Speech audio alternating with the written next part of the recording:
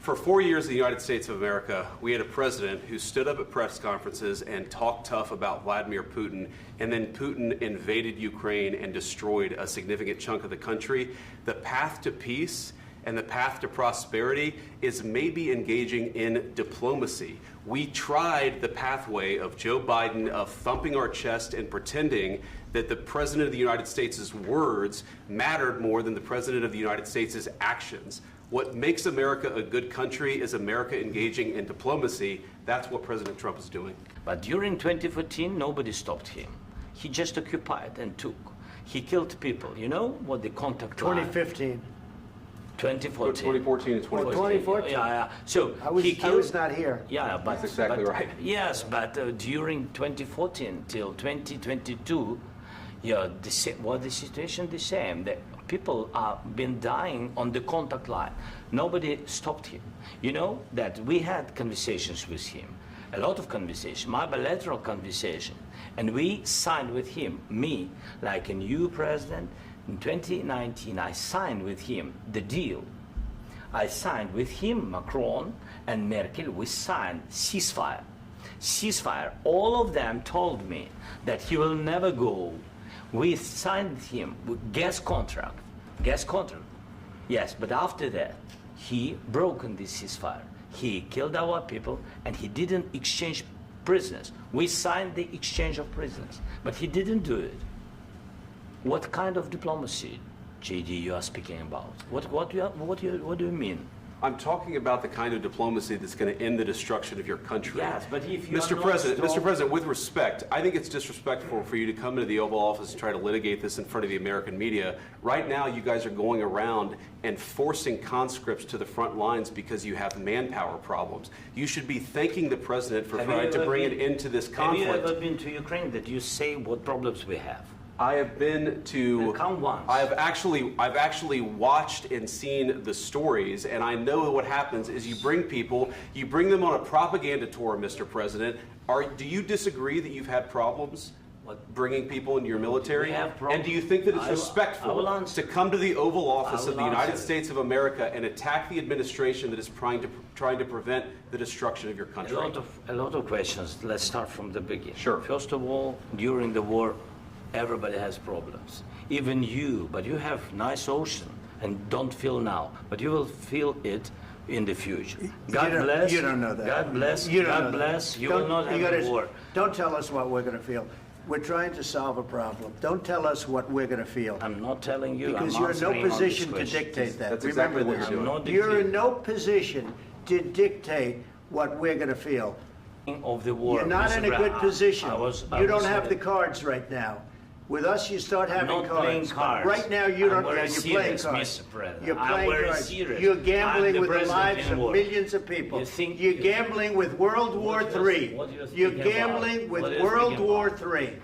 And what you're doing is very disrespectful to the country, this country. That's back to you. Far more than a lot of people said they should have. Have you said thank you once? This a lot entire of meeting? times. No, in this Even entire today. meeting, have you said thank Even you? today. You went to Pennsylvania and campaigned for the opposition in October. Offer some words of appreciation for the United States of America and the president who's trying to save your country. If you will speak very loudly about the war, you can. He's not speaking loudly. He's not speaking loudly. Your country is in big trouble. Can I Wait a answer? minute. No. You've done a lot of talking.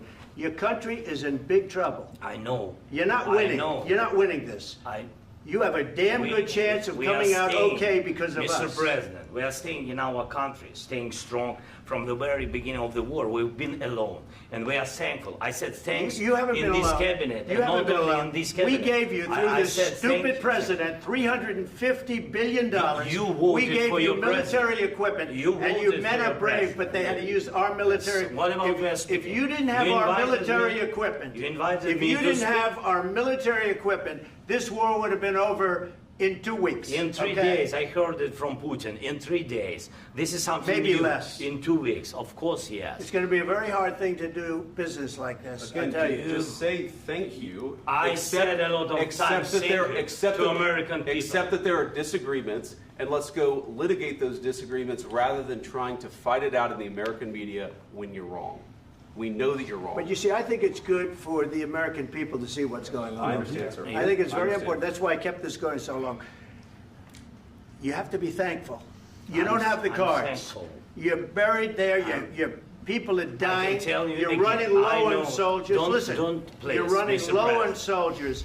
It would be a damn good thing. And then you tell us, I don't want a ceasefire. I don't want a ceasefire. I want to go and I want this. Look, if you could get a ceasefire right now, I tell you, you take it so the bullets stop flying and your men stop getting killed. Of course, we want to stop the war. But you're saying you don't want a ceasefire. But I said to you, I want a ceasefire. With guarantees. Because you'll get a ceasefire faster than an agreement. Ask our people about ceasefire, what they think. That wasn't with me. For you what, that wasn't with me. That was with a guy named Biden, who was not a smart person. That was with Obama. It was your president. Excuse me. That was with Obama, who gave you sheets, and I gave you javelins. Yes. I gave you the javelins to take out all those tanks. Obama gave you sheets. In fact, the statement is, Obama gave sheets and Trump gave javelins. You got to be more thankful, because let me tell you, you don't have the cards. With us, you have the cards. But without us, you don't have any cards. One more question to Martin. All I can say is this. He might have broken deals with Obama and Bush, and he might have broken them with Biden. He did, maybe. Maybe he didn't. I don't know what happened. But he didn't break them with me. He wants to make a deal. I don't know if you can make a deal. The problem is, I've empowered you to be a tough guy. And I don't think you'd be a tough guy without the United States. And your people are very brave. But you're either going to make a deal or we're out. And if we're out, you'll fight it out. I don't think it's going to be pretty, but you'll fight it out. But you don't have the cards. But once we sign that deal, you're in a much better position. But you're not acting at all thankful. And that's not a nice thing. I'll be honest, that's not a nice thing. All right, I think we've seen enough. What do you think? Huh? This is going to be great television, I will say that. All right. We'll see what we can do about putting it together. Thanks. We don't know exactly how much, because we're going to be putting some money in a fund that we're going to get from the raw earth that we're going to be taking and sharing in terms of revenue. So it's going to be a lot of money will be made from the sale and from the use of raw earth. And as you know, our country doesn't have much raw earth. We have a lot of oil and gas, but we don't have a lot of the raw earth. And what we do have is protected by the environmentalists, but that can be unprotected. But still, it's not very much. They have among the best in the world in terms of raw earth. So we're going to be using that, using it for all of the things we do, including AI, and including weapons and the military. And in the document, there is one of the very important points if we speak about business and investment. We never had LNG terminals in Ukraine. This document will open. I mean, the next document, but anyway, here we see in the framework, we see a really goodwill for this. LNG terminals for us is very important, and I think for security of European continent. We're going to have arms to Ukraine, yeah, sure. Hopefully I won't have to send very much, because hopefully we're going to have it finished. We're looking forward to finishing this quickly. We're not looking forward to sending a lot of arms. We're looking forward to getting the war finished so we can do other things. But we very much appreciate the agreement, because we needed what they had. And well, if I didn't align myself with both of them, you'd never have a deal. You want me to say really terrible things about Putin and then say, "Hi, Vladimir, how are we doing on the deal?" That doesn't work that way. I'm not aligned with Putin. I'm not aligned with anybody. I'm aligned with the United States of America. And for the good of the world, I'm aligned with the world.